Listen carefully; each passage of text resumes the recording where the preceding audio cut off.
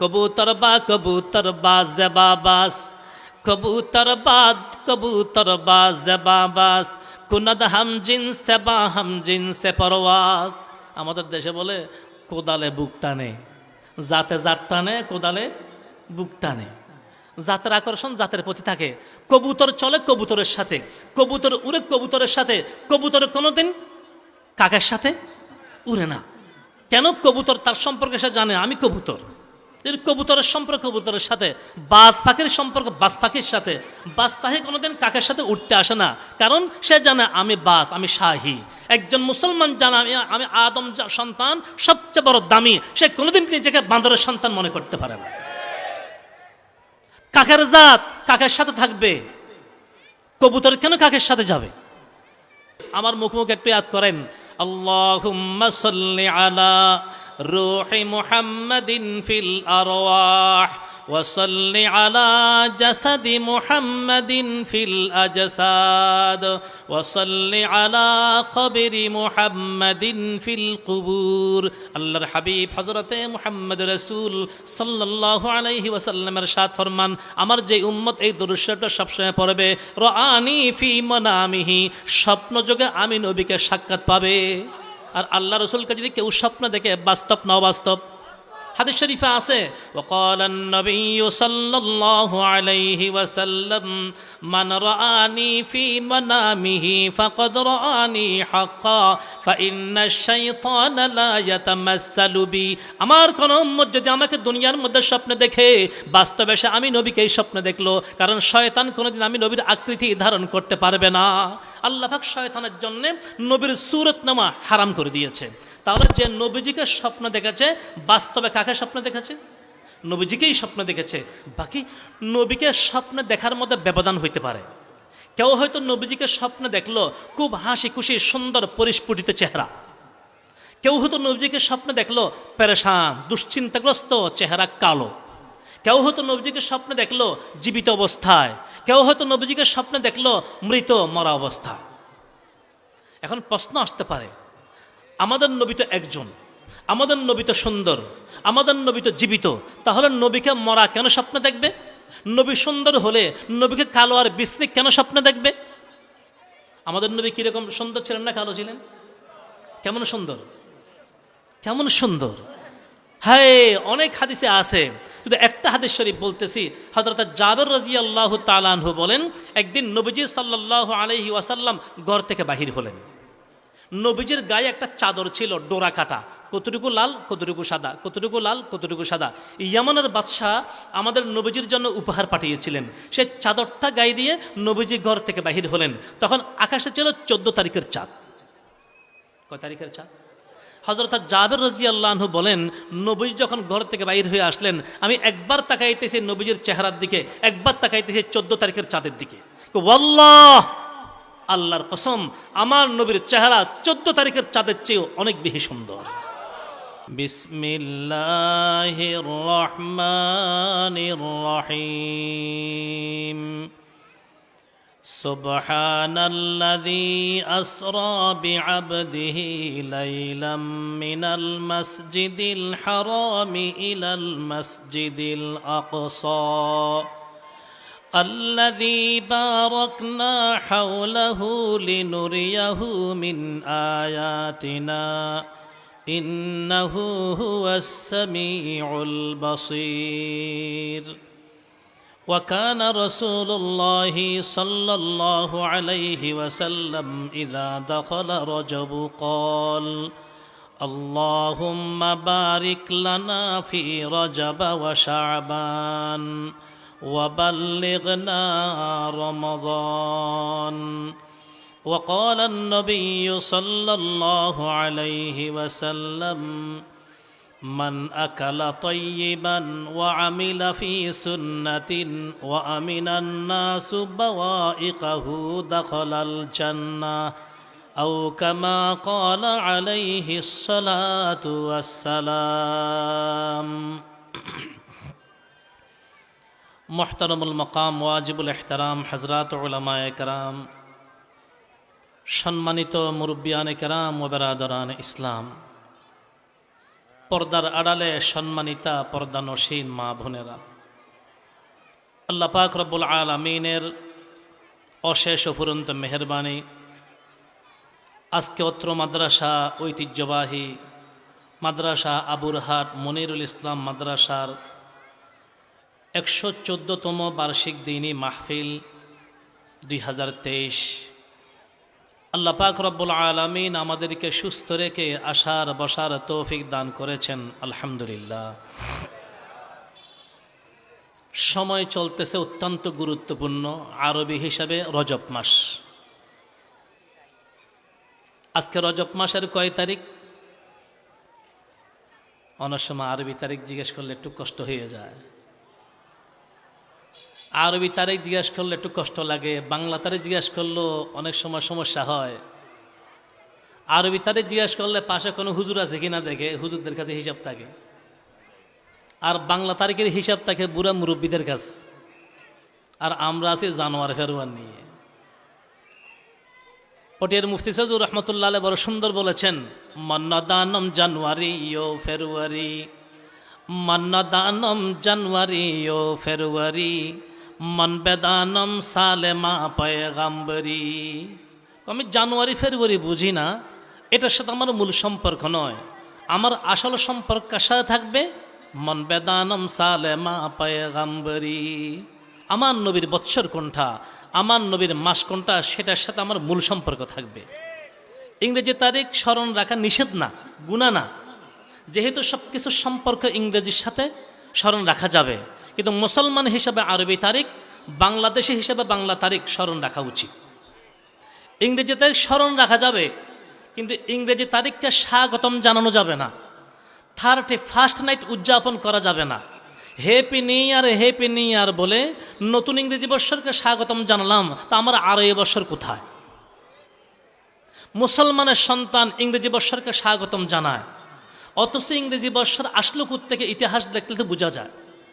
এই জানুয়ারি, ফেব্রুয়ারি, March, April, মে, June, July, August এগুলি আসছে হয় দেবদেবীর নামে অথবা বিধর্মী কোনো রাজা বাদশার নামে। ইতিহাস দেখেন, জানুয়ারি মাস, জানুয়ারি শব্দের মূল শব্দ হলো জেনাস। জেনাস হলো রোমানি একজন বাদশার নাম, যিনি পরোপকারে ছিলেন। দেশের মধ্যে উনি বাদশাহ হওয়ার পর শান্তি শৃঙ্খলা ফিরিয়ে আনছেন। তখন ওই বাদশাহ যখন মারা গেল, ওনাকে দেবতার স্থান দিয়েছে, জায়গায় জায়গায় ওনার ভাস্কর্য বানিয়েছে, ওনার পূজা শুরু করেছে। সে বাদশার নামেই মাসের নাম করেছে জানুরিয়াস, আর জানুরিয়াস থেকে ইংরেজি করেছে জানুয়ারি। এরপর মাস ফেব্রুয়ারি।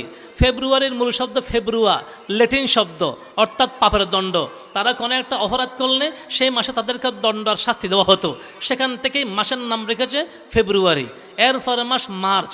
মার্চের মূল শব্দ মিয়ার্স, আরেক দেবীর নাম, যেটাকে তারা বলে যুদ্ধ দেবী। দুনিয়ার মধ্যে যা যুদ্ধ বিগ্রহ চলতেছে, ওই দেবী নাকি সবগুলি চালাইতেছে। ওই দেবীর নাম অনুসারে মাসের নাম করেছে মার্চ। এরপরে মাস এপ্রিল।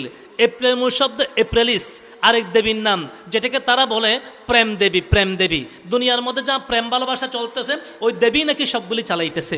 ওই দেবীর নাম অনুসারে মাসের নাম করেছে এপ্রিল। এরপরে মাস মে। মেয়ের মূল শব্দ মায়া।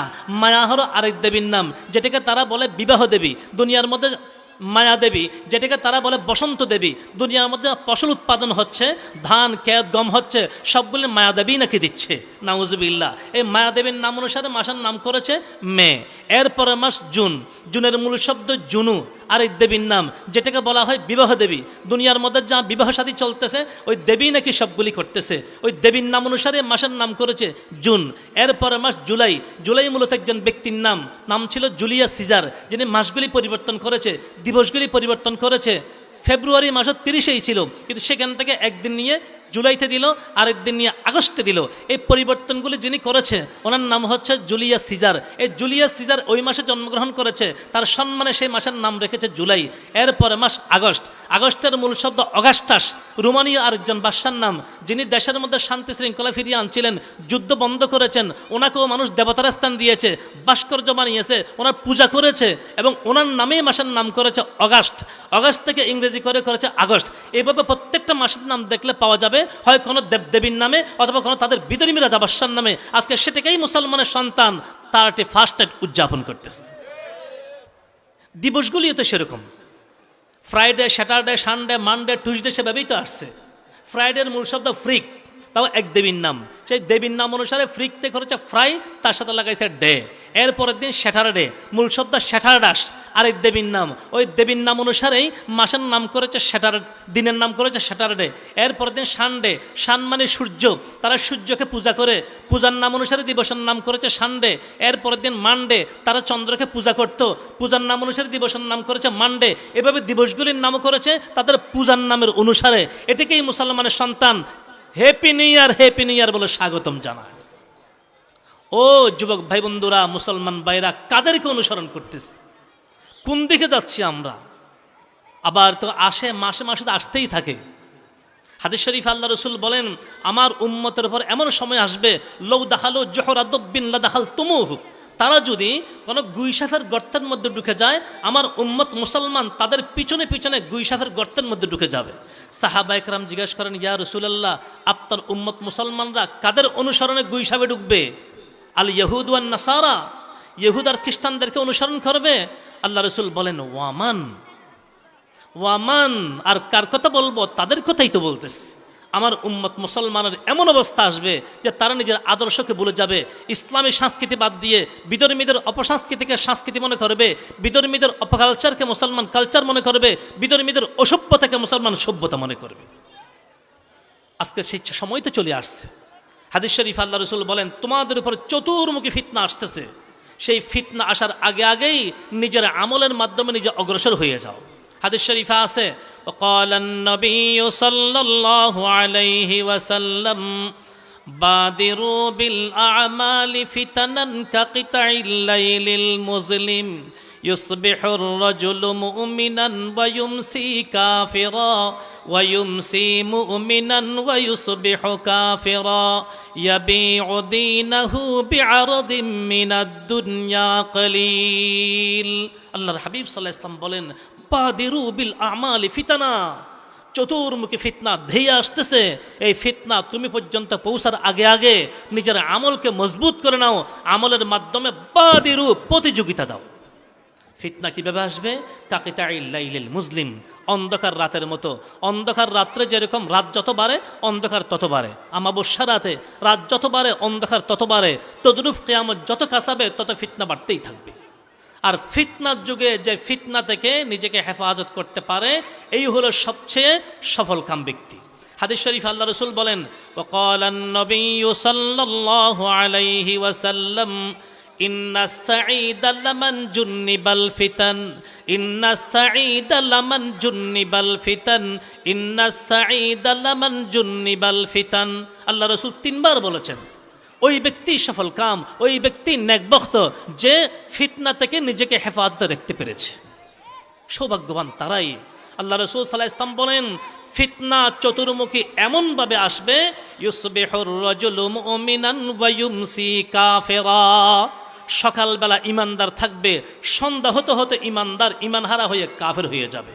ওয়ায়ুমসি মুমিনান ওয়া ইউসবিহু কাফিরা, সন্ধ্যাবেলা ইমানদার, রাত্রে বিভিন্ন ফিতনার কারণে, ইসলাম বিরোধী কোনো কথাবার্তার কারণে, যে কোনোটার কারণে সে সকাল হতে হতে কাফের হয়ে যাবে। ইয়াবিউ দীনাহু বিআরাদিম মিনাদ দুনিয়া কলিল, সামান্য দুনিয়ার লোভ লালসায় পড়ে দুনিয়ার জন্যে দিন ধর্ম বিক্রি করে দেবে। ধর্মের গুরুত্ব মুসলমানদের অন্তর থেকে চলে যাবে। আজকে ধর্মের গুরুত্ব না থাকলে, ধর্ম যদি কেউ না বুঝে, সে আল্লাহকে তো চিনা দূরের কথা, নিজেকে নিজেও চিনবে না। সেজন্যই ধর্মীয় জ্ঞানের প্রয়োজন। ধর্মীয় জ্ঞান না থাকলে নিজেকে চিনে না। ধর্মীয় জ্ঞান না থাকলে নিজেকে নিজে বান্দরের সন্তান মনে করে। কিসের সন্তান মনে করে? বান্দরের সন্তান কেন মনে করে? ধর্মীয় জ্ঞানের অভাবে। আমরা তো আসলে বান্দরের জাত। কি ভাই, আমরা কি আসলে বান্দর? কিসের থেকে হয়েছি আমরা? আল্লাহ বলে, তো আমি এক জাত থেকে তোমাদেরকে সৃষ্টি করেছি।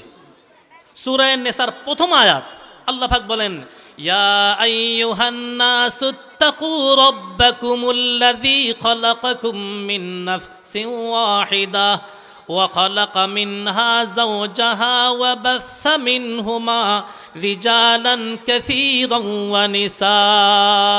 আল্লাহ পাক বলেন, হে মানব জাতি, ইত্তাকু রাব্বাকুমুল্লাযী খালাকাকুম, তোমার ওই রবকে ভয় করো যেই রব তোমাদেরকে সৃষ্টি করেছেন মিন নাফসিন ওয়াহিদা, মিন নাফসিন ওয়াহিদা, একটা বান্দর থেকে। কি ভাই, একটা বান্দর থেকে সৃষ্টি করেছেন। এক জাত, তিনি হলো আদম আলাইহিস সালাতু ওয়াস সালাম। ওয়া খালাকা মিনহা যাওজাহা, ওয়া খালাকা মিনহা যাওজাহা, সেই আদম থেকে সৃষ্টি করলেন ওনার স্ত্রীকে। জান্নাতে আদম আলাইহিস সালাম ঘুরতেছেন, কিন্তু জান্নাতে আদম আলাইহিস সালাম একা একা ভালো লাগে না, জাতে তো আর কেউ নেই, যারা আছে তারা ভিন্ন জাত। ফেরেশতা হল নূরের তৈরি, আদম আলাইহিস সালাম হলেন মাটির তৈরি, জাতে জাতে না মিললে তো হয় না। আদম আলাইহিস সালাম একটা শূন্যতা অনুভব করতেছেন, আল্লাহ পাক তো জানেন। একদিন আল্লাহ পাক রব্বুল আলামিন আদম আলাইহিস সালাতু ওয়াস সালামকে জান্নাতের মধ্যে একটু তন্দ্রা এনে দিলেন। তন্দ্রা, তন্দ্রা বোঝেন? জিমানি, ঘুম না, নিদ্রা না, তন্দ্রা, জিমানি। আদম আলাইহিস সালাম একটু করে জিমানি আসলো। আল্লাহ পাক রব্বুল আলামিন আদম আলাইহিস সালামের বাম পাঁজরের একটা বাঁকা হাড্ডি বাহির করে সেটা দিয়ে বানালেন হযরত হাওয়া আলাইহিস সালামকে, সামনে বসাইয়া দিয়েছেন। একটু পরে আদম আলাইহিস সালাতু ওয়াস সালামের ঘুম ভেঙে গেল, তিনি দেখতেছেন বিশ্ব সুন্দরী সামনে বসা। হাওয়া আলাইহিস সালাম তো সবচেয়ে সুন্দরী ছিলেন, যেহেতু আল্লাহ পাক নিজের কুদরতের হাতে বানিয়েছেন। সামনে বসা, এটা তো জাত, জাতের প্রতি আকর্ষণ তো আছে, আছে না? কবুতর বাজ জেবাবাস, কবুতর বাজ জেবাবাস, কুনাদ হামজিন সেবা হামজিন সে পরওয়াজ। আমাদের দেশে বলে কোদালে বুক টানে, জাতে জাত টানে, কোদালে বুক টানে। জাতের আকর্ষণ জাতের প্রতি থাকে। কবুতর চলে কবুতরের সাথে, কবুতর উড়ে কবুতরের সাথে, কবুতর কোনোদিন কাকের সাথে উড়ে না। কেন? কবুতর তার সম্পর্কে সে জানে আমি কবুতর। কবুতরের সম্পর্ক কবুতরের সাথে, বাজ পাখির সম্পর্ক বাজ পাখির সাথে। বাজ পাখি কোনোদিন কাকের সাথে উঠতে আসে না, কারণ সে জানে আমি বাজ, আমি শাহী। একজন মুসলমান জানে আমি আদম সন্তান, সবচেয়ে বড় দামি, সে কোনোদিন নিজেকে বাঁদরের সন্তান মনে করতে পারে না। কাকের জাত কাকের সাথে থাকবে, কবুতর কেন কাকের সাথে যাবে? আদম আলাইহিস সালাতু ওয়াস সালাম হাত বাড়ালেন হাওয়ার দিকে। আল্লাহ বলেন যে আদম একটু অপেক্ষা করো, তোমার জন্য বানিয়েছি, তুমিই পাবে, তবে পাওয়ার আগে তার মহারানা আদায় করো। কি আদায় করো? মহারানা আদায় করো। স্ত্রীকে ভোগ করার আগে তার মহারানা আদায় করতে হবে। স্ত্রী যদি বলে আমার মহারানা আমার হাতে না দিলে আমার কাছে আসতে পারবে না, স্ত্রীর হক, স্ত্রীকে স্পর্শ করা যাবে না যতক্ষণ মোহর দেব না। আমাদের দেশের মহিলারা তো একটু দুর্বল, আবার মশলা সব জানে না, সেই জন্য তারা সেটা সহজে দাবি করে না। অনেক মহিলা তো মোহর না ফাইতে দুনিয়া থেকেই চলে যায়, বাকি খাতায় থাকে, সেগুলা নগদের খাতায় কোনো সময় আসে না। মোহর পেয়েছে, মাহার পেয়েছে, হাজারের মধ্যে কয়জন মহিলা পাওয়া যাবে? হয়তো উলামা একরাম দিয়েছেন, বাকি পাবলিকের মধ্যে আমরা কয়জন স্ত্রীর মহারানা আদায় করেছি? অথচ এই স্ত্রীর মহারানা যতক্ষণ আদায় করবে না, এতক্ষণ অন্য কোনো ওয়ারিস সম্পত্তি পাবে না। যদি মহারানা না দিয়ে স্বামী মারা যায়, যা সম্পত্তি আছে সেখান থেকে আগে স্ত্রীর মহারানা আদায় করতে হবে। যদি স্ত্রীর মহারানা আদায় করতে গিয়ে সমস্ত সম্পদ শেষ হয়ে যায়, তাহলে সমস্ত সম্পত্তি স্ত্রী পাবে, অন্য কোনো ওয়ারিসরা কিছুই পাবে না। স্ত্রীর হক। আদম আলাইহিস সালাতু ওয়াস সালামকে বানালেন হাওয়াকে, এবার আল্লাহ পাক বলতেছেন মহারানা আদায় করো। আদম আলাইহিস সালাম তাকাইতেছেন গাছের ফলের দিকে, ফুলের দিকে। আল্লাহ বলেছেন আদম, এখানে জান্নাতে যা আছে সব আমার, মোহর দিবে নিজের থেকে, এদিকে তাকাও কেন? আদম বলে যে আল্লাহ, এখানে আমার বলতে কিছু নাই, সব তো আপনার, আমিও তো আপনার, এখানে আমার বলতে কিছু নাই, কি দিয়ে দেব? আল্লাহ রাব্বুল আলামিন বলেন যে আদম, আমার আরশের মধ্যে আমার নামের সাথে একটা নাম দেখেছিলা, লা ইলাহা ইল্লাল্লাহু মুহাম্মাদুর রাসূলুল্লাহ। আমার নামের সাথে যে নামটা দেখেছো মুহাম্মদ, সেই মুহাম্মদের উপর 10 বার দরুদ শরীফ পাঠ করো। আদম আলাইহিস সালাতু ওয়াস সালাম আর হাওয়া আলাইহিস সালামের মাহার হলো আমাদের নবীর উপর 10 বার দরুদ শরীফ পড়া। ভাইরা, দরুদ শরীফ কত বড় ইবাদত! আমরা নামাজ পড়ি, রোজা রাখি, হজ করি, যাকাত দেই, কেউ দাবি করে বলতে পারবো না আমার নামাজ কবুল হয়েছে, দাবি করে বলতে পারবে না আমার রোজা কবুল হয়েছে, দাবি করে বলতে পারবে না আমার হজ কবুল হয়েছে। কিন্তু দরুদ শরীফ এমন একটা ইবাদত, দরুদ শরীফ পড়ার সাথে সাথেই কবুল হয়ে যায়। এমনি দরুদের আল্লাহ রাসূল সাল্লাল্লাহু আলাইহি ওয়াসাল্লাম দরুদ শরীফ পড়ব তো ইনশাআল্লাহ। একটা দরুদ শরীফ বলতেছি, এই দরুদ শরীফ যারা সবসময় পড়বে ইনশাআল্লাহ মৃত্যুর আগে আগে আল্লাহ রাসূলকে স্বপ্ন দেখবে। কোন দরুদ শরীফ? আমার মুখ একটু ইয়াদ করেন।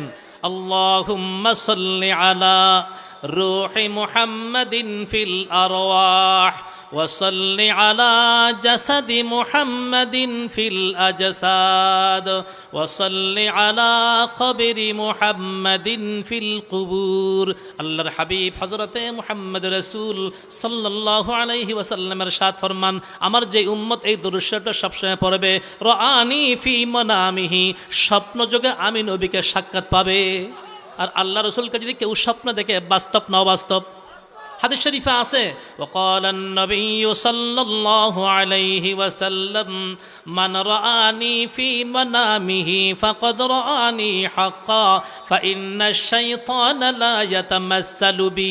আমার কোন উম্মত যদি আমাকে দুনিয়ার মধ্যে স্বপ্নে দেখে, বাস্তবে সে আমি নবীকেই স্বপ্নে দেখলো, কারণ শয়তান কোনোদিন আমি নবীর আকৃতি ধারণ করতে পারবে না। আল্লাহ পাক শয়তানের জন্য নবীর সূরত নামা হারাম করে দিয়েছে। তাহলে যে নবীজিকে স্বপ্ন দেখেছে, বাস্তবে কাকে স্বপ্ন দেখেছে? নবীজিকেই স্বপ্ন দেখেছে। বাকি নবীকে স্বপ্ন দেখার মধ্যে ব্যবধান হইতে পারে। কেউ হয়তো নবীজিকে স্বপ্ন দেখলো খুব হাসি খুশি সুন্দর পরিস্ফুটিত চেহারা, কেউ হয়তো নবীজিকে স্বপ্ন দেখলো পেরেশান দুশ্চিন্তাগ্রস্ত চেহারা কালো, কেউ হয়তো নবীজিকে স্বপ্ন দেখলো জীবিত অবস্থায়, কেউ হয়তো নবীজিকে স্বপ্ন দেখলো মৃত মরা অবস্থায়। এখন প্রশ্ন আসতে পারে, আমাদের নবী তো একজন, আমাদের নবী তো সুন্দর, আমাদের নবী তো জীবিত, তাহলে নবীকে মরা কেন স্বপ্ন দেখবে? নবী সুন্দর হলে নবীকে কালো আর বিশ্রী কেন স্বপ্ন দেখবে? আমাদের নবী কিরকম সুন্দর ছিলেন না কালো ছিলেন? কেমন সুন্দর, কেমন সুন্দর! হ্যাঁ, অনেক হাদিসে আছে, শুধু একটা হাদিস শরীফ বলতেছি। হযরত জাবের রাদিয়াল্লাহু তাআলা আনহু বলেন, একদিন নবীজি সাল্লাল্লাহু আলাইহি ওয়াসাল্লাম ঘর থেকে বাহির হলেন। নবীজির গায়ে একটা চাদর ছিল ডোরা কাটা, কতটুকু লাল কতটুকু সাদা, কতটুকু লাল কতটুকু সাদা। ইয়ামানের বাদশাহ আমাদের নবীজির জন্য উপহার পাঠিয়েছিলেন। সেই চাদরটা গায়ে দিয়ে নবীজি ঘর থেকে বাহির হলেন। তখন আকাশে ছিল 14 তারিখের চাঁদ। কয় তারিখের চাঁদ? হযরত জাবের রাদিয়াল্লাহু আনহু বলেন, নবীজি যখন ঘর থেকে বাইর হয়ে আসলেন, আমি একবার তাকাইতেছি নবীজির চেহারার দিকে, একবার তাকাইতেছি 14 তারিখের চাঁদের দিকে। ওয়াল্লাহ, আল্লাহর কসম, আমার নবীর চেহারা 14 তারিখের চাঁদের চেয়েও অনেক বেশি সুন্দর। তো নবীজি তো সুন্দর, কালো কেন স্বপ্নে দেখবে? নবীজি তো জীবিত না মরা? ওদের নবীজিকে মরা না জীবিত? নবীজিকে কেউ যদি মৃত মনে করে, হায়াতুন নবী না মানে, তার ঈমান থাকবে না। হাদিস শরীফে আছে, ওয়াকাল আন-নবিয়্যু সাল্লাল্লাহু আলাইহি ওয়াসাল্লাম আল আমবিয়াউ আহইয়াউন ফিল কুবুর ইউসাল্লুন। আল্লাহর হাবিব বলেন, সমস্ত নবীগণ কবরে জীবিত, নামাজ পড়তেছেন। অন্য হাদিস শরীফে আছে, ওয়ায়ুরযাকুন, আল্লাহ পাক নবীদেরকে কবরের মধ্যে রিজিক দান করতেছেন। আর নবীজি সাল্লাল্লাহু আলাইহি ওয়াসাল্লামের যে প্রসিদ্ধ ঘটনা, হযরত মোল্লা জামি রহমতুল্লাহি আলাইহি, মোল্লা জামি যিনি শারহে জামের লেখক, 58 বছর বয়সে মক্কা শরীফ গেলেন হজ করতে, সেখান থেকে যাচ্ছেন মদিনা শরীফ নবীর জিয়ারত করতে। আল্লাহ রসুল সাল্লাল্লাহু আলাইহি ওয়াসাল্লামের শানে একটা কবিতা বানিয়েছিলেন তিনি, আল্লাহ নবীর রোজার সামনে গিয়ে পড়বে। তিনি যখন মক্কা থেকে মদিনা শরীফ রওনা হলেন, তখন আল্লাহ রসুল সাল্লাল্লাহু আলাইহি ওয়াসাল্লাম মদিনার গভর্নরকে স্বপ্নে দেখাচ্ছে, ও মদিনার গভর্নর, এরকম চেহারাওয়ালা একজন ব্যক্তি মদিনা আসতেছে, তাকে মদিনায় ঢুকতে দিও না, তাকে মদিনায় ঢুকতে দিও না। মদিনার গভর্নরের ঘুম ভেঙে গেল, তিনি তালাশ করে ওনাকে ধরে বাহির করে দিল। আশিকে রসুল মদিনা না গিয়ে পারবে, অনেক গোপন আরেকটা রাস্তা দিয়ে আবার চলে যাচ্ছে। দ্বিতীয় রাত্রে আবার স্বপ্ন দেখতেছে, আল্লাহ রসুল বলতেছেন, ও মদিনার গভর্নর, ওই ব্যক্তিটা আবার অন্য রাস্তা দিয়ে মদিনা চলে আসতেছে, তাকে বাধা দাও, ঢুকতে দিও না। মদিনার গভর্নর তারপরের দিন তালাশ করে সেই ব্যক্তিকে ধরে জেলখানায় বন্দি করলো। তৃতীয় রাত্রে মদিনার গভর্নরকে আল্লাহ রসুল স্বপ্ন দেখাচ্ছে, ও মদিনার গভর্নর, উনি কোনো চোর নয়, উনি কোনো ডাকাত নয়, জেলখানায় কেন বন্দি করেছো? আমি এই জন্যই ওনাকে আসতে দিতে নিষেধ করেছি, উনি আমার শানে একটা কবিতা বানিয়েছে, উনি যদি আমার রোজার সামনে এসে সেই কবিতা পড়ে, আমি ওনার সাথে মুসাফা করার জন্য হাত বাহির করে দিতে হবে। মানুষ বিপদে পড়ে যাবে, সংশয়ে পড়ে যাবে, সেজন্যই শুধু আসতে নিষেধ করেছি। উনি কোনো মুজরিম নয়, উনি কোনো অপরাধী নয়। সেই মোল্লা জামি রহমতুল্লাহ নবী শান লিখেছিলেন, জামাহাজুরি বরামদ জানে আলম, জামাহাজুরি বরামদ জানে আলম, তারাহাম ইয়া নবী আল্লাহ তারাহাম। লম্বা আলোচনা আছে, ওটাই বলতেছিলাম, আমাদের নবী কি হায়াতুন নবী, আমাদের নবী কি হায়াতুন নবী, তাতে কোনো সন্দেহ নাই। তাহলে নবীজি যদি হায়াতুন নবী হয়, নবীকে মৃত কেন স্বপ্ন দেখবে? নবী যদি সুন্দর হয়, নবীকে কালো আর বিশ্রী কেন স্বপ্ন দেখবে? প্রশ্ন আসে কিনা? প্রশ্ন আসে কিনা? আল্লামা সিরিন রহমতুল্লাহ আলাই একটা স্বপ্নের তাবিল লিখেছেন। তিনি লেখেন, নবীকে যে যেরকম স্বপ্ন দেখে এটা হলো তার ঈমানের পরিচয়। নবীজিকে যে যেরকম স্বপ্ন দেখবে সেটা তার ঈমানের পরিচয়। যদি কেউ নবীজিকে স্বপ্ন দেখে হাসি খুশি পরিস্ফুটিত সুন্দর চেহারা, সেটা হলো পরিচয় তার ঈমান পরিপূর্ণ আছে। নবীজি কেউ যদি স্বপ্ন দেখে কালো বিশ্রী, এটা পরিচয় তার ঈমান দুর্বল হয়ে গিয়েছে। আর নবীজিকে কেউ যদি স্বপ্ন দেখে মরা মৃত অবস্থায়, এটাই হলো প্রমাণ তার ভিতর থেকে ঈমান চলে গিয়েছে, সেই ব্যক্তির ভিতরে কোনো ঈমান নাই। তা আল্লাহ রসুল সাল্লাল্লাহু আলাইহি ওয়াসাল্লামকে স্বপ্নে দেখা অনেক বড় সৌভাগ্যের ব্যাপার। আল্লাহ রসুলকে স্বপ্নে দেখলে লাভ আছে না ক্ষতি আছে? কি লাভ? হাদিস শরীফে আছে, ওয়ামান রাআনি ফি মানামিহি রাআনি ইয়াউমাল কিয়ামাহ।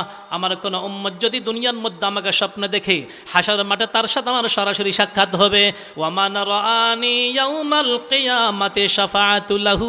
আর যার সাথে আমার হাসর মাঠে সাক্ষাৎ হবে, আমি তার জন্য আল্লাহর দরবারে সুপারিশ করব। ওয়ামান শাফাআতু লাহু শারিবা মিন হাউজি। আমি আল্লাহর দরবারে যার জন্য সুপারিশ করব, তাকে আমার হাউজে কাউসার থেকে পানি পান করাবো। হাউজে কাউসার পানি, সে দেখি আমাদের দেশে টিউবওয়েলের পানি না, ফান্তা, কোকাকোলা, মেরিন্ডা, স্প্রাইট। কেমন হবে সেটা? হাদিস শরীফে আছে, ওয়াকালান নবিয়্যু সাল্লাল্লাহু আলাইহি ওয়াসাল্লাম মাউহু আবয়াযু মিনাল লাবান ওয়া আহলা মিনাল আসাল ওয়া আবরাদু মিনাস সালাজ ওয়া আতয়াবু মিনাল মিস্ক। আল্লাহর হাবিব বলেন, আমার হাউজে কাউসারের পানি দুধের চেয়েও সাদা হবে, মধুর চেয়েও মিষ্টি হবে, মেষ্টা আম্বরের চেয়েও সুগন্ধি হবে, বরফের চেয়েও ঠান্ডা হবে। মান শারিবা মিনহু লাম ইয়াজমা আবাদা। যেই ব্যক্তি একবার সামান্য পানি হাউজে কাউসার থেকে পান করতে পারবে, তার জীবনে কোনোদিন পানির পিপাসা হবে না। সুবহানাল্লাহ। আল্লাহ রাসূল বলেন, ওই দরুদ শরীফ বেশি করে পড়ো, আমি আমার হাউজে কাউসার থেকে তোমাকে পানি পান করাবো। ওয়া হারামাল্লাহু জাসাদাহু আলান নার। সেই দরুদ শরীফ যারা সবসময় পড়বে, আল্লাহ পাক ওই ব্যক্তির জন্য জাহান্নামের আগুনকে হারাম করে দিবেন।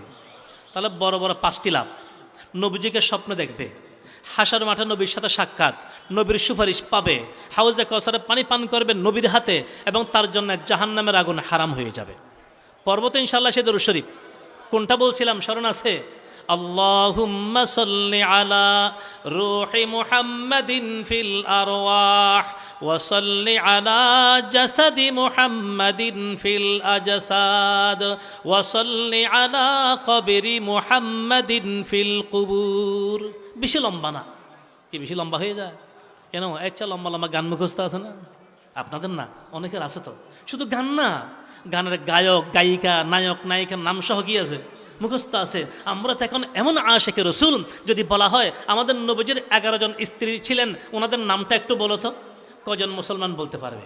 কিন্তু এখন যদি জিজ্ঞেস করা হয় আর্জেন্টিনার খেলোয়াড়দের নাম কি, ব্রাজিলের খেলোয়াড়দের নাম কি, কি ভাই বলতে পারবে না? বলতে পারবে না। নবীর 11 জন স্ত্রীর নাম বলা যায় না, নবীর 4 জন কন্যা সন্তানের নাম বলা যায় না, নবীর 3 জন পুত্র সন্তানের নাম বলা যায় না, কিন্তু 10, 20, 30 জন নায়ক নায়িকার নাম এক নিঃশ্বাসে বলা যাবে। আছে না সেরকম আশিক রসুল? আল্লাহ আমাদেরকে বোঝার তৌফিক দান করো। আমার যুবক ভাই বন্ধুরা, যে কথা বলতেছিলাম, অনুসরণ করব কাকে? আমাদের জন্য অনুসরণীয় কে?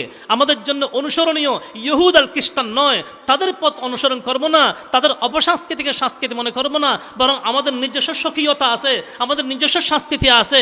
আমরা নবীর আশেক, আমরা উম্মত নবীর, আমরা মুসলমান নবীর উম্মত। উম্মত কাকে বলা হয়? যার মত নবীর মত একমত, তার নাম উম্মত। যার মত নবীর মত একমত, তার নাম উম্মত। এখন আমার মত নবীর মত একমত না দ্বিমত? আল্লাহ রসুল বলেছেন 5 ওয়াক্ত নামাজ পড়ো, আমি যদি নামাজ না পড়ি নবীর সাথে কি একমত না দ্বিমত? আল্লাহ রসুল বলেছেন সুদ খাইও না, আমি যদি সুদি লেনদেন করি নবীর সাথে কি একমত না দ্বিমত? আল্লাহ রসুল বলেছেন ঘুষ খাইও না, আমি যদি ঘুষ খাই নবীর সাথে কি একমত না দ্বিমত? আল্লাহ রসুল বলেছেন পর্দা করো, আমি যদি পর্দা না করি নবীর সাথে কি একমত না দ্বিমত? আল্লাহ রসুল বলছেন মিথ্যা কথা বলিও না, আমি যদি মিথ্যা কথা বলি নবীর সাথে কি একমত না দ্বিমত? আল্লাহ রসুল বলেছেন মাফের মধ্যে ওজনে কম দিও না, আমি যদি ওজনে কম দেই নবীর সাথে কি একমত না দ্বিমত? আল্লাহ রসুল বলেছেন কাহরে গীবত শিকায়ত করিও না, কাহরে পিছনে লাগিও না, আমি যদি সেটার পিছনে পড়ে থাকি নবীর সাথে কি একমত না দ্বিমত? আল্লাহ রসুল বলছেন কাহরে হক নষ্ট করবে না, কাহরে জায়গা জমিন দখল করবে না, আমি যদি বিলে গিয়া খাঁসকো বানার সময় আইল ঠেলা বুঝেননি? তার নবীর সাথে কি একমত না দ্বিমত? প্রতি কাজে নবীর সাথে দ্বিমত আর নিজেকে দাবি করলাম উম্মত। বুঝেন নাই? আল্লাহ রসুল সাল্লাল্লাহু আলাইহি ওয়াসাল্লাম সেটাই বলেছেন হাদিস শরীফে যে আমার সমস্ত উম্মত জান্নাতে যাবে, কিন্তু যারা আবা তারা জান্নাতে যাবে না। হাদিস শরীফে আছে ওয়াকালান নবী সাল্লাল্লাহু আলাইহি ওয়াসাল্লাম কুল্লু উম্মতি ইয়াদখুলুনাল জান্নাতা ইল্লা মান আবা কিলা ইয়া রাসূলুল্লাহি ওয়া মান আবা ক্বালা মান আতাআনি দাখালাল জান্নাহ ওয়া মান আসানি ফাকাদ আবা। আল্লাহর হাবিব হযরতে মুহাম্মদ রাসূল সাল্লাল্লাহু আলাইহি ওয়াসাল্লামের সাথ ফরমান কুল্লু উম্মতি ইয়াদখুলুনাল জান্নাহ, আমার যত উম্মত হবে আমার সমস্ত উম্মত জান্নাতি হবে। সমস্ত উম্মত জান্নাতি, সমস্ত উম্মত জান্নাতি, আলহামদুলিল্লাহ। কিন্তু আবার কি বলছেন ইল্লা কেউ যদি বলে তুমি আমার কাছে 100 টাকা পাইবা, কিন্তু লাগাইয়া দেয়, তাহলে এখন ওইটাই আসল শোনার কথা যে 100 টাকা ভাও বলো কিন্তু লাগাইলো কেন? কিন্তুর ভরে কি আছে? আল্লাহ রসুল বলেন আমার সমস্ত উম্মত জান্নাতে যাবে, কিন্তু যখন লাগাইছে সাহাবায়ে কেরাম তাকিয়ে আছেন, কিন্তু বলে কি বলতেছেন? আল্লাহ রসুল বলেন সমস্ত উম্মত জান্নাতে যাবে, কিন্তু আবা জান্নাতে যাবে না। সাহাবায়ে কেরাম আরবি জানতেন, কিন্তু সাহাবায়ে কেরাম আবা শব্দের অর্থ বুঝেন নাই। জিজ্ঞেস করতেছেন ইয়া রাসূলুল্লাহ ওয়ামান আবা, আপনার সমস্ত উম্মত জান্নাতে যাবে, আবার আপনার উম্মত হয়েও জান্নাতে যেতে পারবে না, তাদের নাম আবা, তারা কারা? এবার আল্লাহ রসুল বলতেছেন মান আতাআনি দাখালাল জান্নাহ, আমার উম্মত 2 প্রকার উম্মত হবে। আমার কিছু উম্মত আমার উম্মত হবে আমার কথা মতো চলবে, আমার উম্মত হবে আমার কথা মতো চলবে। আর কিছু হবে আমার উম্মত দাবি করবে কিন্তু আমার কথা মানবে না, আমার তরিকাকে অনুসরণ করবে না, আমার আদর্শ তার সামনে থাকবে না, আমার সুন্নত মতে জীবন কাটাবে না। মান আতাআনি দাখালাল জান্নাহ, যে আমার উম্মত হয়ে আমাকে অনুসরণ করবে সেই জান্নাতি, আর যে আমার উম্মত হয়ে আমার কথা শুনবে না, ওয়ামান আসানি আমার অবাধ্য হয়ে যাবে, আমি নবীর কথাকে সে গুরুত্ব দেবে না, আমি নবীর আদর্শ তার ভালো লাগবে না, ফাকাদ আবা, তার নামে আবা, সেই হলো জাহান্নামী। ও ভাইরা, আমরা তো নবীর উম্মত, তবে উম্মত যে কোন প্রকার উম্মত? বলতেছিলাম যে কথা, আল্লাহ রাসূল সাল্লাল্লাহু আলাইহি ওয়াসাল্লাম বলেন যে আমার আদর্শকে নিজের জীবনে বাস্তবায়ন করো। ও নবীর আশিক ভাই বন্ধুরা, যুবক ভাই বন্ধুরা, আপনাদেরকে বলতেছি মাথার চুল কাটা থেকে নিয়ে পায়ের নখ কাটা পর্যন্ত প্রত্যেকটা জিনের নবীর আদর্শ আছে না? আছে কিনা? আছে। কিন্তু এখন আমার আদর্শ কার থেকে তালাশ করি? এখন দেখা যায় একেবারে শুরুর থেকেই শুরু, আমাদের মাথার চুল যে কাটি, মাথার চুল কাটার মধ্যে নবীর আদর্শ পাওয়া যায় না, খ্রিস্টানদের পাওয়া যায়। এখন তো অনেক যুবক ভাই বন্ধুদেরকে পাওয়া যায় মাথার চুল এমনভাবে কাটে মনে হয় যেন জমিনের মধ্যে এখন হাল চালাইছে। চুলগুলা এটা কোনো চুল কাটা? সেলুনে চুল কাটতে গেলে বলে আমার চুলটা একটু কাটে দাও, কার মতো? কই মেসির মতো। কার মতো? রোনাল্ডোর মতো। রোনাল্ডো আর মেসি মুসলমান না খ্রিস্টান? ও ভাই বন্ধুরা, একটা জিনিস কি লক্ষ্য করেছেন? এখন আমাদের সামনে আমরা যদি আমাদের ঘরে বাচ্চাদের সামনে মেসি আর রোনাল্ডো বললে বাচ্চারা যেই পরিমাণ চিনে, মুহাম্মদ শব্দ বললে ঘরের বাচ্চারা সেই পরিমাণ চিনে না। কেন? কয়েকদিন আগে আমি এক জায়গায় আলোচনা করতেছিলাম, আল্লাহ নবীর সিরত নিয়ে আলোচনা চলতেছিল। তখন সেখানে আমি আল্লাহ নবীর নাম মুহাম্মদ অনেকবার আলোচনা করেছি। সামনে কয়েকজন বাচ্চা বসছে, ওরা দুষ্টামি করতেছে। বাচ্চা দুষ্টামি করবেই, ওদের কাজই তো সেটা। তারা তাদের কথাবার্তা বলতেছে, কথাবার্তা শুধু দুষ্টামি করতেছে, আমি আলোচনা করতেছি। হঠাৎ করে আলোচনার ফাঁকে এই কথা আসছিল যে আমরা মেসি আর রোনাল্ডোর মতো মাথার চুল কাটি। যেই মেসি আর রোনাল্ডো বলেছি, বাচ্চাগুলি আমার দিকে তাকিয়ে আছে, এই হুজুর মেসির কথা বলতেছে, মেসির কথা বলতেছে। চিন্তা করে দেখেন, আমি হতভম্ব হয়ে গেলাম। ছোট্ট শিশু, সে মেসি চিনে না, রোনাল্ডো চিনে না, তাদের দেশ কোথায়, তারা কারা ও বুঝে না, কিন্তু মেসি আর রোনাল্ডো শব্দ তার মুখস্থ হয়ে গেছে, কিন্তু মুহাম্মদ শব্দ তার জানা নাই। কিসের কারণে? আমাদের ঘরে যেই পরিমাণ মেসি আর রোনাল্ডোর আলোচনা চলে, সেই পরিমাণ মুহাম্মদের আলোচনা আমাদের ঘরে চলে না। আমরা আমাদের ঘরে নবীজির জীবনে কতটুকু আলোচনা করি, ইসলামের কথা কতটুকু আলোচনা করি? আমরা তো ঘরে গেলেই শুধু দুনিয়ার আলোচনা।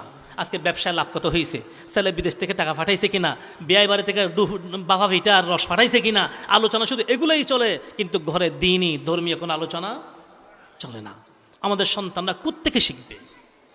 সন্তান মাদ্রাসায় যাবে, স্কুলে যাবে 5-6 বছর বয়স হইলে, কিন্তু জন্ম থেকে 5-6 বছর বয়স পর্যন্ত তার প্রথম স্কুল তার পরিবার, তার মা, তার বাবা।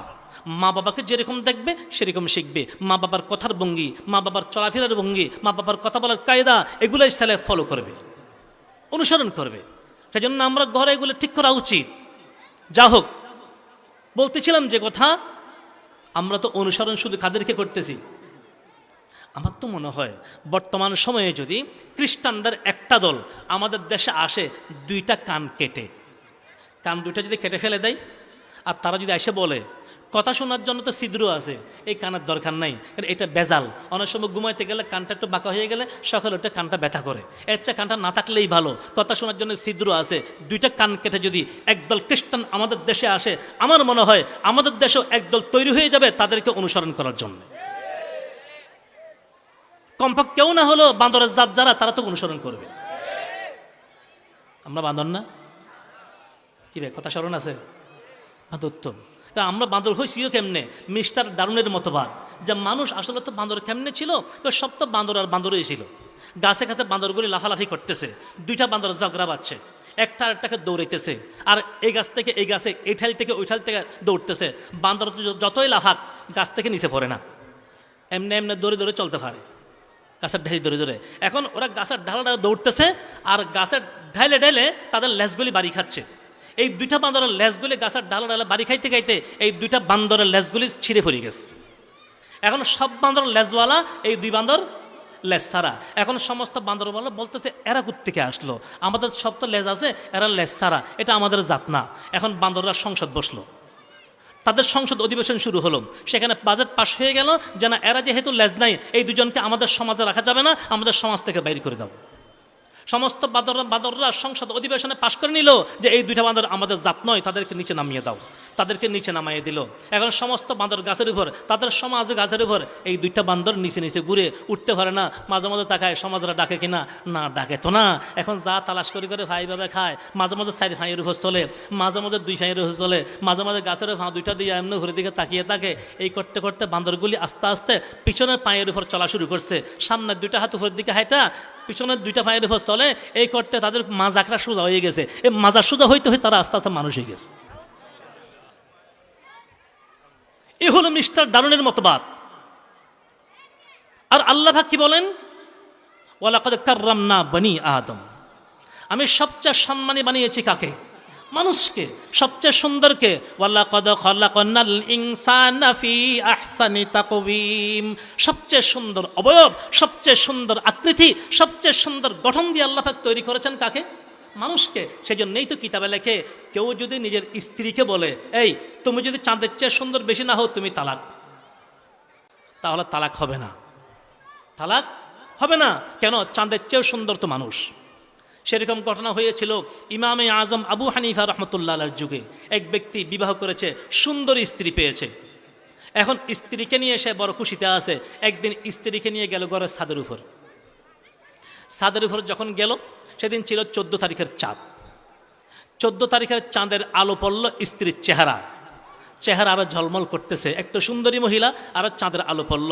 স্বামী আবেগে হঠাৎ করে স্ত্রীকে বলল, এই তুমি যদি এই চাঁদের চেয়ে সুন্দর বেশি না হও তুমি তালাক।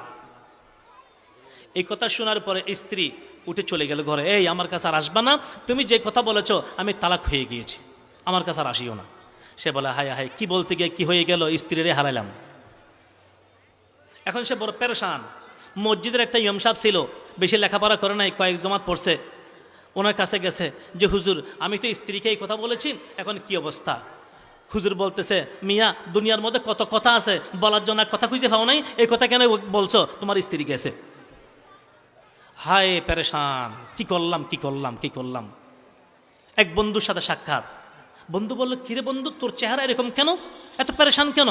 তো বন্ধু আর কইস না, সুন্দর স্ত্রী পাইয়াও হারিয়ে ফেলছি, সুন্দর স্ত্রী পেয়েও হারিয়ে ফেলেছি। কি হয়েছে? আমি আমার স্ত্রীকে হঠাৎ করে আবেগে বলেছি তুমি যদি চাঁদের চেয়ে সুন্দর না হো তুমি তালাক। এখন মসজিদের হুজুরে ফতোয়া দিছে আমার স্ত্রী নাকি তালাক হয়ে গেছে। সেই ব্যক্তি বলল বর্তমান সময়ের সবচেয়ে বড় ইমামে আজম আবু হানিফা, তুমি ওনার কাছে যাও, উনি আশা করি কোনোটা তোমাকে সমাধান দেবে। তখন সেই ব্যক্তি বুক ভরা আশা নিয়ে ইমামে আজম আবু হানিফার দরবারে গেল। যাওয়ার পরে বলতেছে হুজুর আমি তো বড় বিপদে আছি। কি হয়েছে? তো আমি আমার স্ত্রীকে এরকম বলে ফেলেছি, এখন আমার স্ত্রী নাকি তালাক হয়ে গেছে। তো কি বলেছো তুমি? তো হুজুর আমি আমার স্ত্রীকে বলছি যদি চাঁদের চেয়ে সুন্দরী না হও তুমি তালাক। ইমামে আজম আবু হানিফা রহমতুল্লাহ আলাইহি বলেন তুমি তোমার স্ত্রীকে নিয়ে সংসার করো, তোমার স্ত্রী তালাক হয় নাই। সে তো মনে হয় আবার যেন আসমান পাইছে হাতে, কুশিয়ে চলে গেল ঘরে, সংসার শুরু হয়েছে। কিন্তু সমাজের মধ্যে যখন এই কথা চালু হয়ে গেল, সমাজের ঐক্যবদ্ধ হলো একা সমাজ থেকে বাহির করে দাও, কারণ সে তালাকপ্রাপ্তা স্ত্রীকে নিয়ে সংসার করতেছে। আমাদের চট্টগ্রাম বলে সাজ্জে বলই সংসার, কিলো সংসার, সাজ্জে বলই সংসার করণ সমাজের মধ্যে খুব খারাপ। সাজ্জে বলে কিলে সংসার করণ ইতার সমাজ তখন বাড়ি করে দেয়। কথা বুঝুন না, বুঝছেন কথা, বুঝার তো কথা, এটা সেটা সেটাঙ্গেরই অংশ। বাকি একটু নোয়াখালী কাছে হিসেবে একটু দেখে কিছু মিলে যায় আর কি।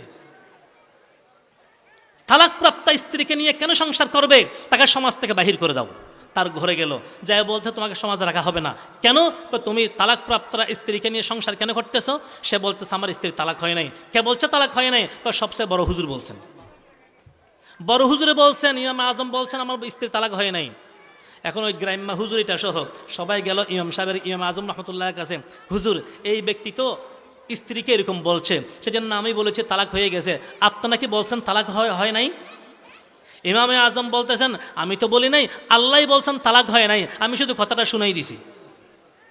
হুজুর কিভাবে? তো আল্লাহ পাক বলছেন ওয়ালাকাদ খালাকনাল ইনসানা ফি আহসানি তাকওয়িম, সমস্ত মখলুকের মধ্যে সবচেয়ে সুন্দর করে আল্লাহ পাক বানিয়েছেন মানুষকে, আর সমস্ত মখলুকের মধ্যে চাঁদ সূর্যও তো আছে। তাহলে আল্লাহ তো এখানেই বলেছেন চাঁদের চেয়েও সুন্দর মানুষ, তাহলে কেন তালাক হবে? তখন সে হুজুর বলে ওহো আমি তো হুজুর সেটা খেয়াল করি নাই, সবচেয়ে সুন্দর মানুষ, আর এই মানুষের মানুষ ভালো লাগে না। তারা যদি বাঁদরের সন্তান হয় আপত্তি নেই, আমরা কিন্তু বাঁদরের সন্তান না। এখন তাদেরকে, আমাদের সন্তানদেরকে বাঁদর শিক্ষা দেওয়ার এই অধিকার তাদেরকে কে দিয়েছে? যদি এতটুকু নয়, তারা যদি মানুষকে বাঁদরের জাত বলে, তাহলে তো আমাদের মাননীয় প্রধানমন্ত্রীর বাবা শেখ মুজিবুর রহমানকেও তারা বান্দর বলল।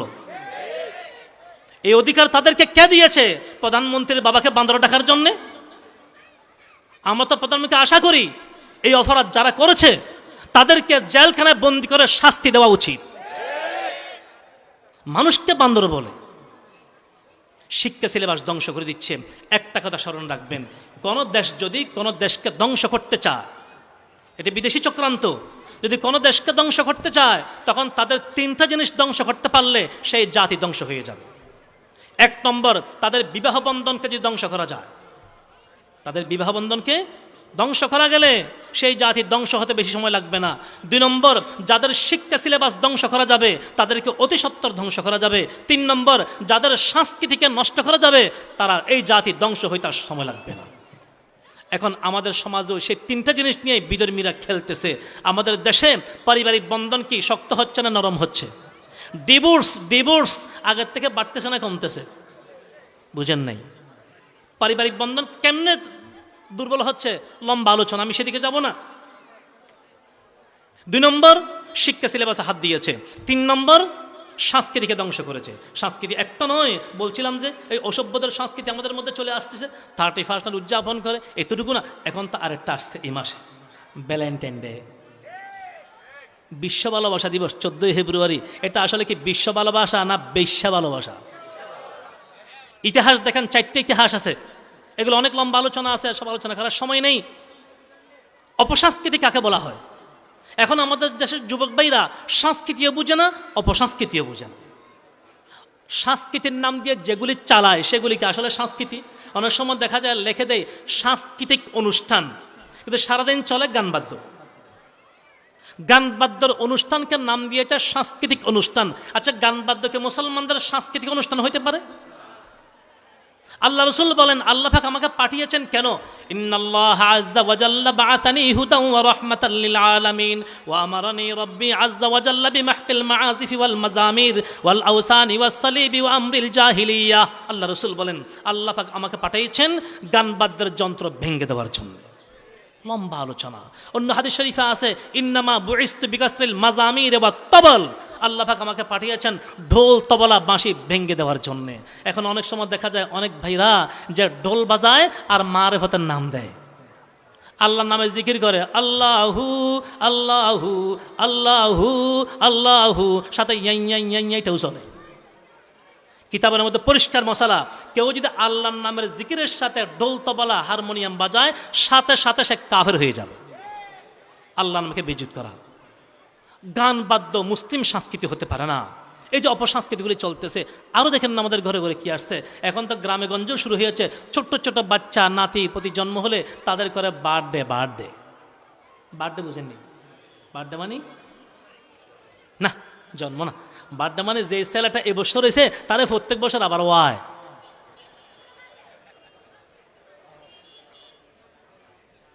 আবার কেক কাটতে হয়, কেকটাও কয় ফোঁসে কাটে? এক কোফে কাটে। ফাঁটা কাটা, এই ফাঁটা কাটা আমাদের মধ্যে কোত্থেকে আসলো? মুসলিম সমাজে বার্থডে, নবীর আশেক বার্থডে করবে? যার ভিতরে এশকে রসুল আছে সে আবার সন্তানদের নাতিপতির বার্থডে করতে পারে? তো খ্রিস্টানদের অপসংস্কৃতি। কয়টা বলবো, আমি কথা দীর্ঘায়িত করতেছি না, আমার সময় আরো 5 মিনিট বেশি হয়ে গেছে। আল্লাহ পাক আমাদেরকে বোঝার তৌফিক দান করুন। বাকি একটা কথা বলতেছি, এখন তো মনে হয় নামাজ হয়ে যাবে। এই এরা 3টা কিতাব আনছে আপনাদের জন্য, যদি জরুরি মনে করেন নিয়ে নিন। একটা হলো কবিরা গুনাহ, কোরআন হাদিসের আলোকে কবিরা গুনাহ। 260টা কবিরা গুনাহ সেটা আলোচনা আছে। এখানে এমন এমন কবিরা গুনাহ আছে যেগুলো আমরা গুনাহ বলে মনে করি না। আর একটা বই আছে ওজিফাই ফৈজিয়া, হযরত মুফতি আজম রহমতুল্লাহর নাম দিয়ে করা হয়েছে। এখানে আল্লাহ রসুলের সুন্নত কী কী, কখন কী কী সুন্নত, সব সুন্নতের আলোচনা, এবং আল্লাহ রসুল কখন কী কী দোয়া পড়তেন, 300-র উপরে দোয়া সেই বইটার মধ্যে জমা।